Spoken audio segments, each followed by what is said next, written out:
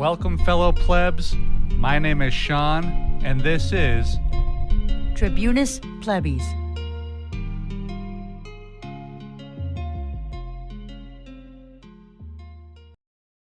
And hello, everybody. Welcome back. Okay, so today we are going to talk about political violence. So, in the shadow of the recent attempt on Donald Trump's life, there has been a bipartisan, attack on the idea of political violence. And it seems to me that this is a good time to talk about this and to talk about political violence and these cries to stop it, to prevent it all, right? Against all political violence, against all violence, really. Now, first of all, I'm going to be honest with you. I don't care that Trump got hurt, right? I lose zero sleep over it. I really don't care. The man is a complete and total monster, a disgusting version of a human being, and really just a heinous, disgusting man. He is himself an assassin, having killed Soleimani in Iraq, the Iranian general. He has encouraged political violence for his entire political career. Open, clear, obvious, inarguable political violence. He once suggested that if the Supreme Court did not rule how he and his followers felt that they should, that there was a solution for that, and that solution was the Second Amendment, a clear suggestion or call for violence against the court. He has encouraged violence at his rallies, against protesters at his rallies who hold up signs or maybe start chanting. He has encouraged police to abuse their victims, which is also political violence. He has threatened to harm other politicians, reporters, protesters. He stuffed concentration camps on the border full of immigrants, separating their families, destroying families, as many still haven't been reunited. I guess the short of it is that here at Tribunus Plebis Media, I have no sympathy or empathy for these bloodthirsty monsters, even if we don't endorse assassinations or random violence like this. Okay, so let me also say, just in general, so I'm not misunderstood here, I am not endorsing assassinating anybody.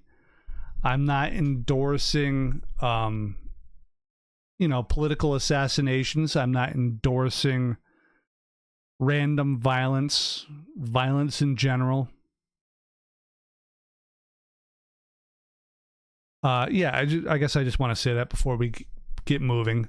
So first of all, we're talking about the powerful here. These people,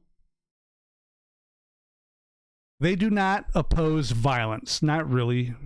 Sure, they'll sort of give lip service about stopping violence in a general sort of way, and this is a notion I think most of us agree with, right?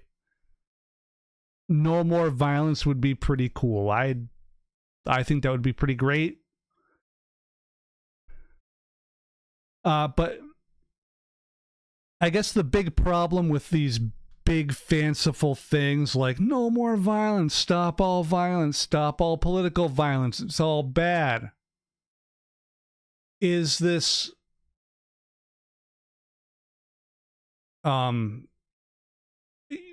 it's the lack of recognition of the obvious differences between violence in the pursuit of self-defense or violence in the, I guess, aggressive, like random murder or premeditated violence, stuff like that. We know that these things are different on the surface. They're obviously different, but they're also different on a definitional level. And when the rubber meets the road here, none of these politicians or the talking heads who serve the politicians, who, serve these same people's political wishes, is truly against violence. They don't disagree with political violence either. Nancy Pelosi will come out and screech about political violence, yet she'll support ultraviolent police who act for her in pursuit of her own goals. Police serve power and property. We know this. People like Chuck Schumer will moan and groan about political violence, but they'll support the obliteration of tens of thousands of, Palestinians in Gaza, and they'll support, the real estate sales to American investors of Gazan land. People like Marco Rubio will wring their hands over political violence, yet support laws which allow citizens to run over political protesters with their cars. Hell, Donald Trump might cry about political violence right now, but he's told police in the past to be violent against political protesters. And they all agree with each other on these subjects. They support political violence when it supports their needs. If a cop kills a man in, cold blood, well, hey, you know what? Nobody's perfect, right? We all can't be perfect all the time. And if that man was unarmed and black, well, you know what? It's a justified shooting because, frankly, being black and unarmed scares police officers. And it scares, old white senators too. And what about ethnic cleansing, genocide, stuff like that? Well, hey, you know what? That's all good because it's a U.S. ally doing it, and we need to project our power across the globe, and that's an easy way to do it. And also, they're doing it to Palestinians, right? They're doing it to Arabs, so, hey, they're scary too. They're all terrorists, right? That's not me, that's Nancy Pelosi saying that. Allegedly.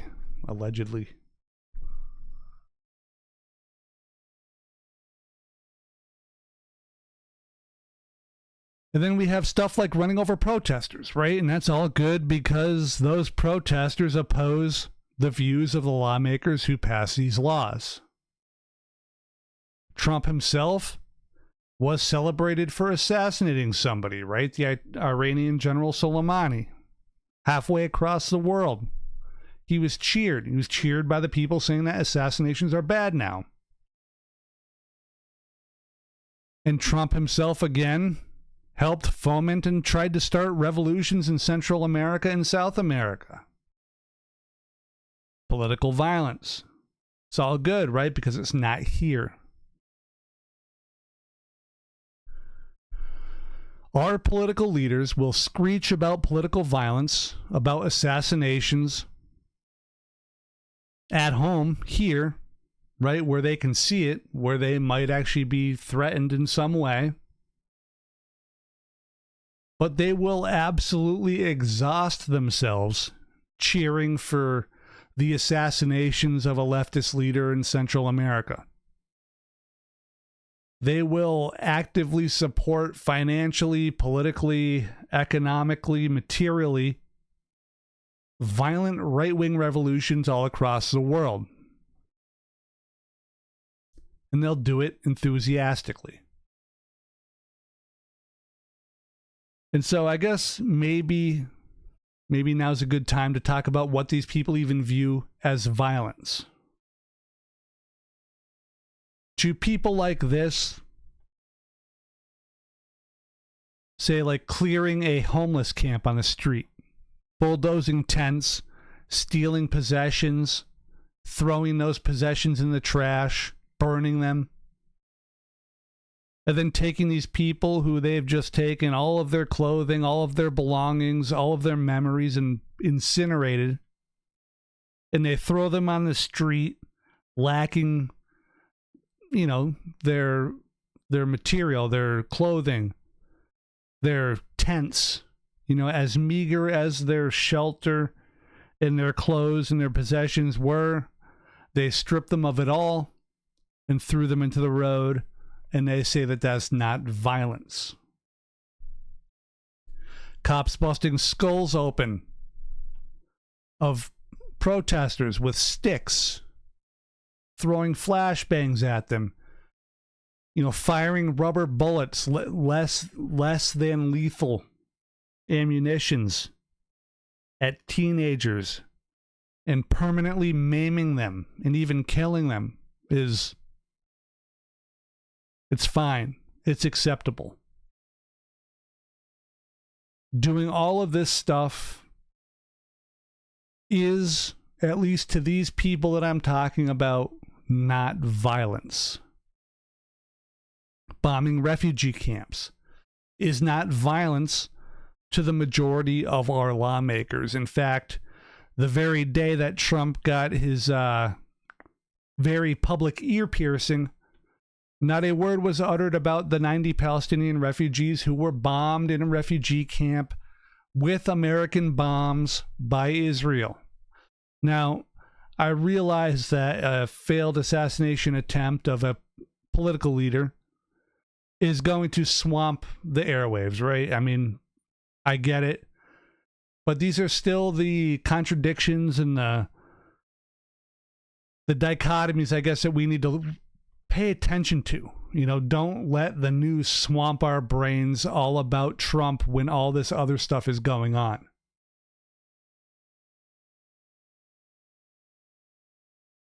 We can even go back in time to, I guess, the unjustified illegal war in Iraq where 1 million people were killed, or the war that led to the deaths of 1 million people. It's fine, right? Not violent, not political. It's not political violence. I mean, hey, after all, they were Arab Muslims, right? They're all terrorists, so that's not violence. We can have,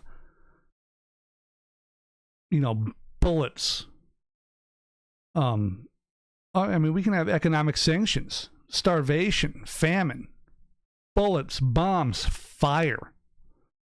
All of these things causing death all across the world in foreign countries, you know, all from the orders of people like, you know, Pelosi, Rubio, Biden, Trump, Obama, Clintons, and so on and so forth, back into, you know, the 1700s. And so long as it happens to foreigners, people that we say are others, that have been othered, that we've been convinced are scary, they aren't like us, and who live halfway across the globe, that's not violence. That's just another day at work for these people. So they say they abhor violence. They lie to you because they support it at every turn. But political violence, you add the political in front, that's something that they claim to be beyond the pale. Right? It's unacceptable. And we have to ask why. Why would that particular form of violence, when all other violence is so accepted, why would that get such a strong reaction from these people? And listen, sure, some portion of it is because these people are political animals and they are making moves towards self-preservation. There is some individual fear here. And I think that we can understand that aspect, right? It makes sense. People generally don't want to die. They want to protect themselves. And we can look even when people, just to, I guess, throw a little bit of water on that argument. We can look at the January 6th attack on the Capitol. It was actually violent, and it was actually political. And it actually aimed for the lawmakers themselves in some instances, something which, again, is like the very definition of political violence, right? But even then, they can't all agree that it was a bad thing. Some people, they might not say that they quite support it, but they think that if you say it was bad, then you're being a little hysterical, right? And even in the case of the January 6th attack, even the ones who are kind of like vocally critical of it, they aren't really that critical, right? Because January 6th, like we covered at the time, it wasn't really an attack on power. And that's the key here. January 6th was really an attempt to maintain the status quo.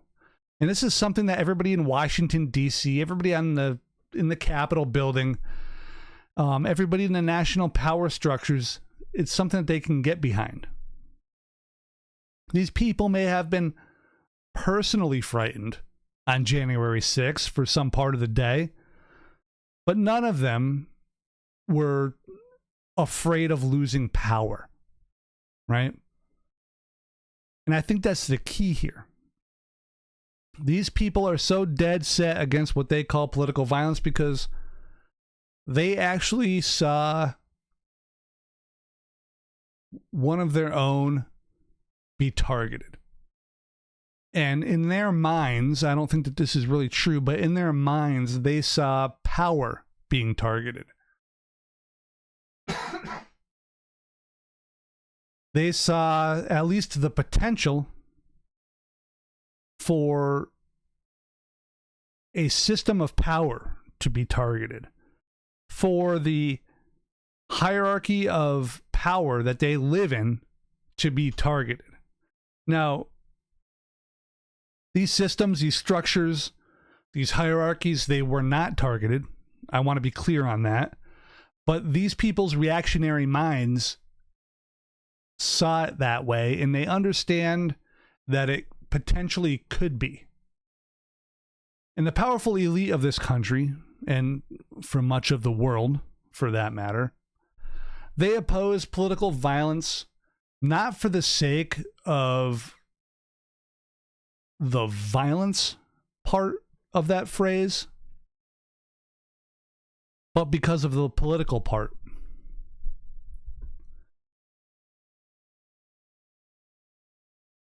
And I think that part there, that they're so focused on the political part, the power part, I think it's important for us to think about and, I guess, try to break down, right? Because there is, in this country at least, a great acceptance of violence, a normalization of violence. And most of that normalized violence is political.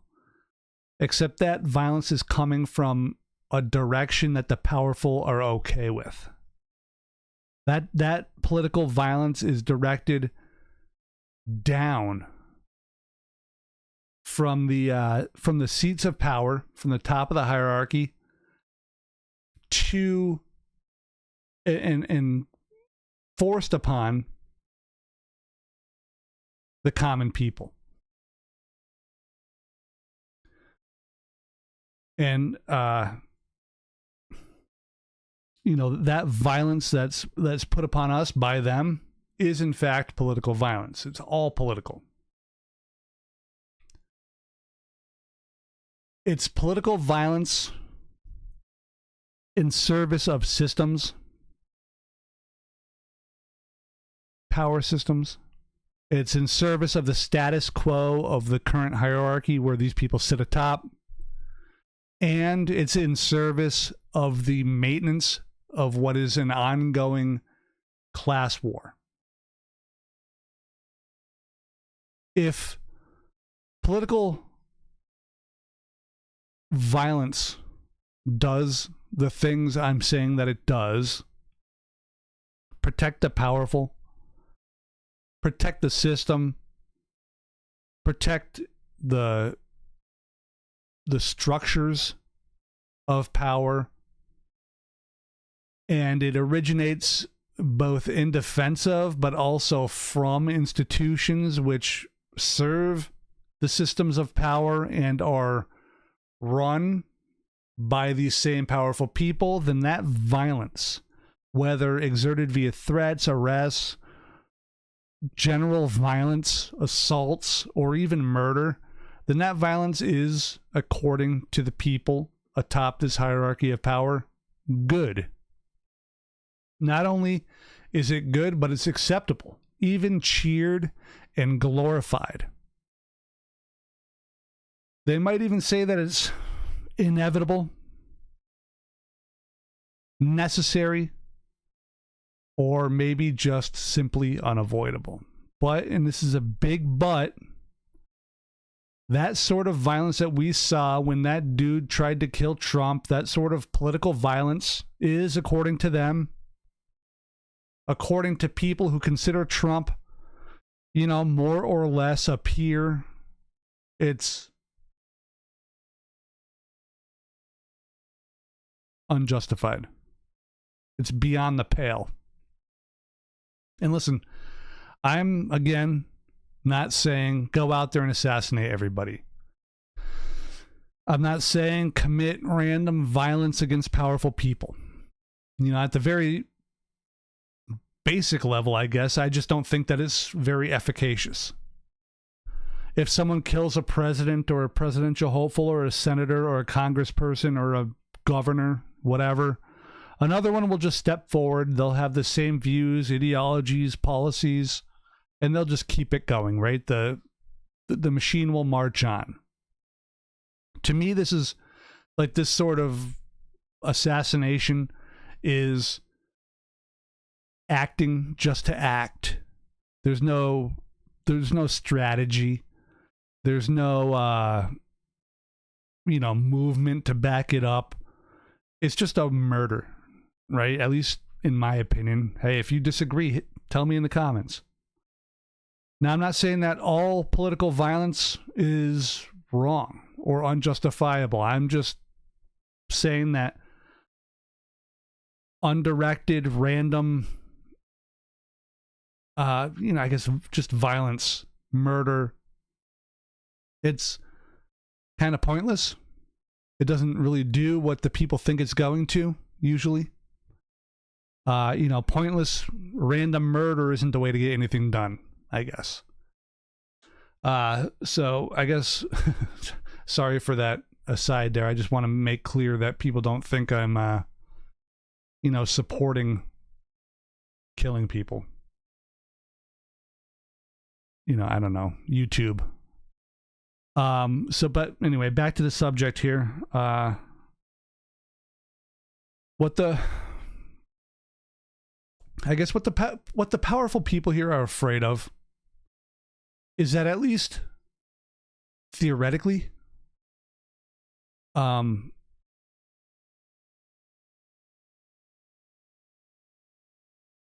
breaking down of these power structures on which they thrive. And we can certainly add in some personal fears here. I don't want to just, throw that aside because, if you're a politician, you see a politician get killed, I'm sure you have some personal fears over that. But, on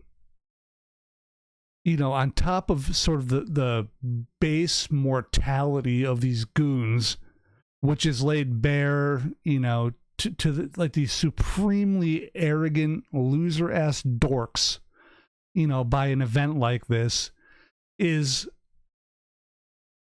Like the real problem is a potential sudden, unpredictable, like transposition of power in this country, like a swapping or a reversal of power dynamics that could result from an act like this. That's the fear. It's not the violence that they're afraid of. It's not the violence that they hate. It's the leveling, the grading, the flattening of the existing relied upon power dynamics that these people thrive in. It's the crushing and the destruction of the firewalls that they use to protect themselves, you know, and from behind which they like to rain down fire upon us, the weaker people, the common people, the people without power. And the truest fear is the realization of like the annihilation of the imagined differences between them and us, the storming of the gated communities, right? The realization that, as Mark Blythe likes to say, that the Hamptons are not a defensible position. That's what they're afraid of. They rely on the certainty that hurting the powerful is a line which society simply cannot and will not cross. It's almost like a religious thing. They rely on the certainty, the religiosity, that if you're famous, if you're powerful enough, if you're rich enough, or if you're elected or in the running to be elected to like some high office, then you are sacrosanct.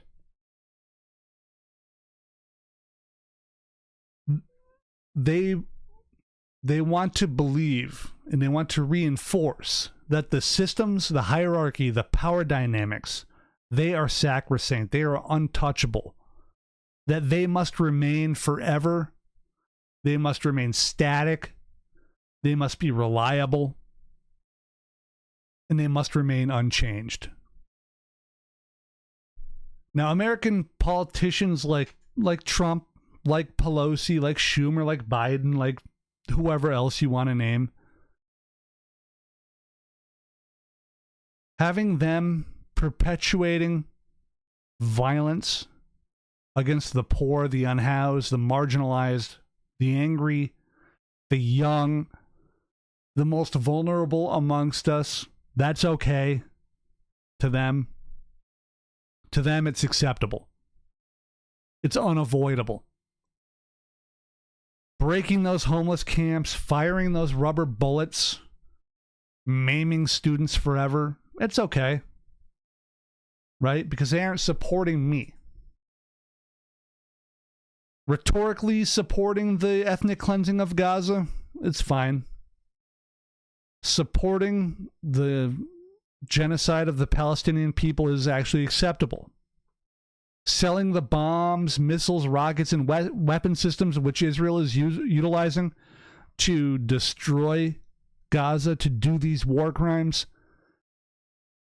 it just makes, you know, financial and political sense. It makes imperial sense. Sometimes political violence is good, they'll tell us. If not with their words, then with their actions.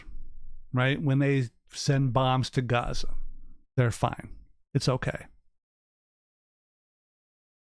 Running over political protesters.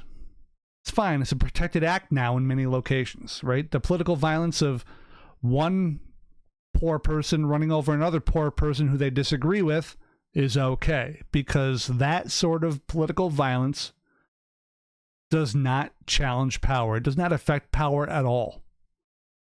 Mass incarceration, that's fine. Biden's crime bill, that's fine. Camps on the border, fine. Immigrants dying in the desert for lack of water. Federal officers removing water from the border to make sure that the people die, that's fine. That's all political violence. It's all supported by these same politicians. And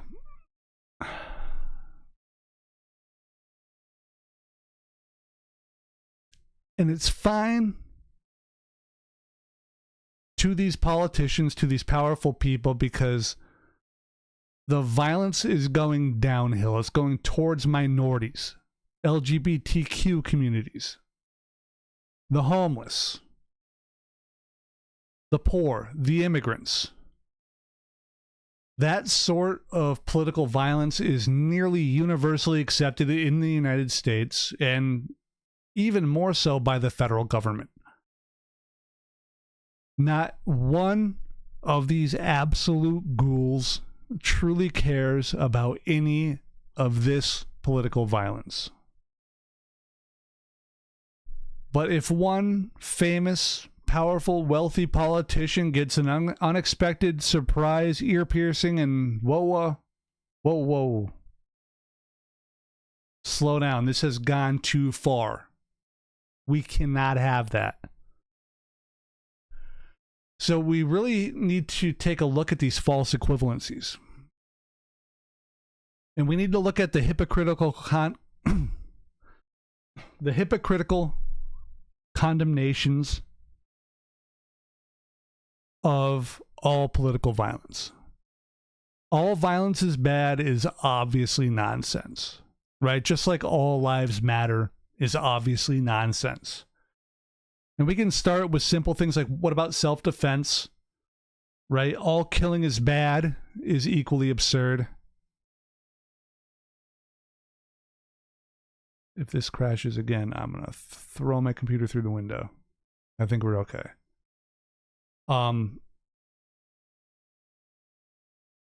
You know, we can think about a battered wife killing her abuser. We all think that's okay, right? Self-defense. And we say all assassinations are bad, right? But everybody who says that cheered when Soleimani was killed. It was fine when the U.S. was killing somebody. But if somebody in the U.S. dies, or even it's attempted, there is nothing in the world that's worse than that, according to them. And to just, you know, blindly keep repeating, you know, the phrase political violence is bad or end political violence is just as stupid as it is historically inaccurate. Every one of you would shoot Hitler in the head if you could, before he did anything. And I realize I'm just going right to the extreme bad guy of the whole history of the world, but whatever. That's, I guess the point was still made. Is there a better example? The Haitian Revolution was violent.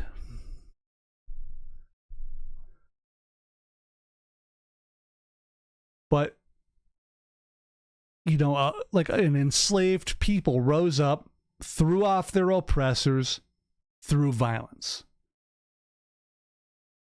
That violence, that political violence there was a good thing for the people who enacted that violence. They freed themselves from being enslaved. And now we look back on it and we say, yeah, that was amazing. That was good. That was a good political act, good act of political violence.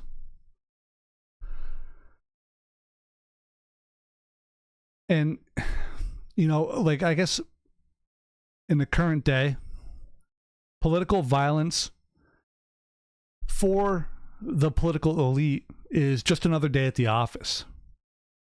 It's just another action that they have to take in the course of their duties.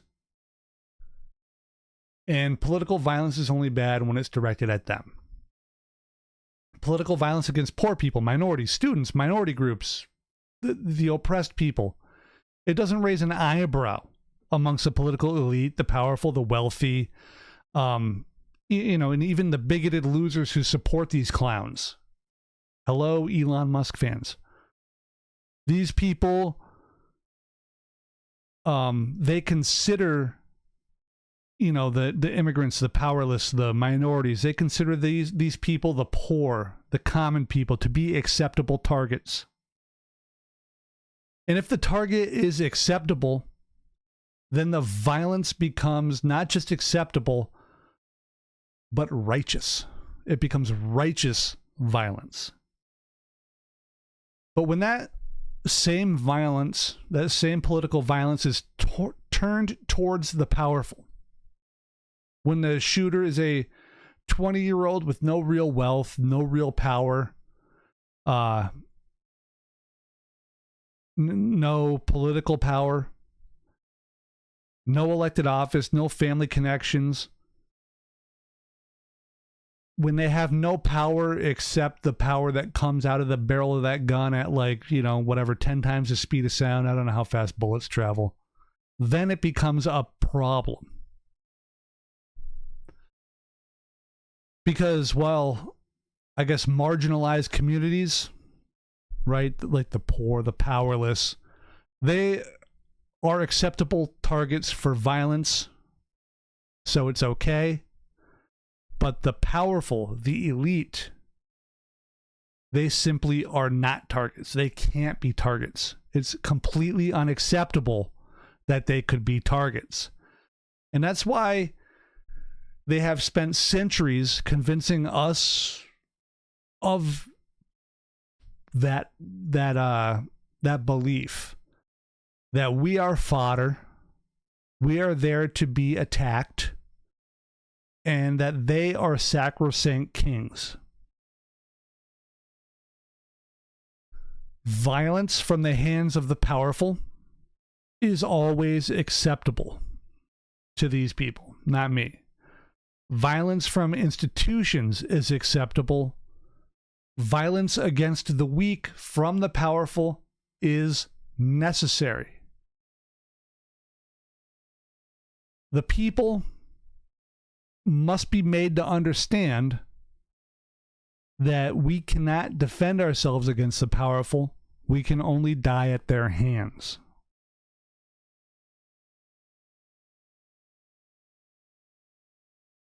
The hierarchical power structures, the systems that hold that up, the institutions that give that, structure power, and the power of wealth must be protected at all costs. They don't scream about political violence because of some deeply held moral beliefs. They scream about it because it has the potential to threaten the existence of the systems which give them their power in the first place. And the sheer number of people that they routinely and happily perpetrate violence against, combined with the frailty of our human lives, when confronted with the sudden like facing of their own mortality, it forces them to confront the potential shattering of their comfortable and familiar lives, right? The hierarchies of power and the systemic framework which they rely upon to maintain their positions. They do not like this feeling. And again, I'm not calling for violence here. I'm not excusing it either. Like I said, I don't think that killing Trump or Biden does much for us. Not in a vacuum bereft of, anything behind it.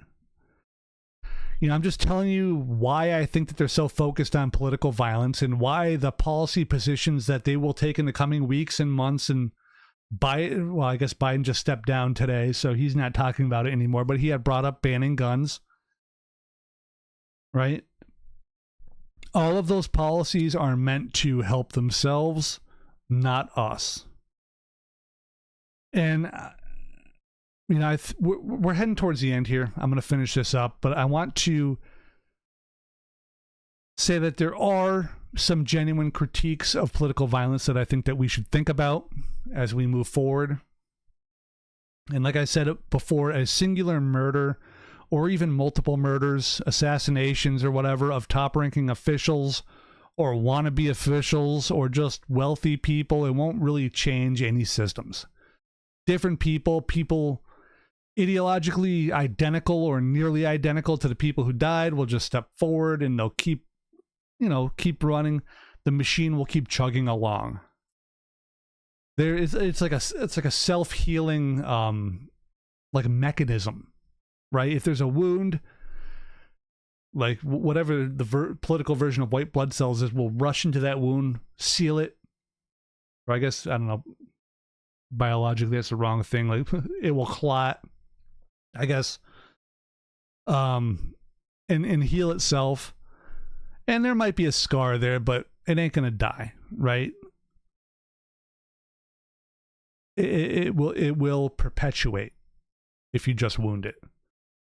But there is I think a very real fear and consideration that we need to take into account with violence like this, that it will create a violent backlash against people who are vocally against the existing order. And from that, overly broad, violent recriminations will follow. I mean, we can see after 9/11, right? The Patriot Act. Gitmo. Assassination, like Obama assassinating U.S. citizens across the world with drones. And if one is to engage in serious political violence, I'm not going to go deep into this, but the sorts of things that can actually alter or destroy like fundamental power structures. People who do that should make sure that they're able and willing to follow through.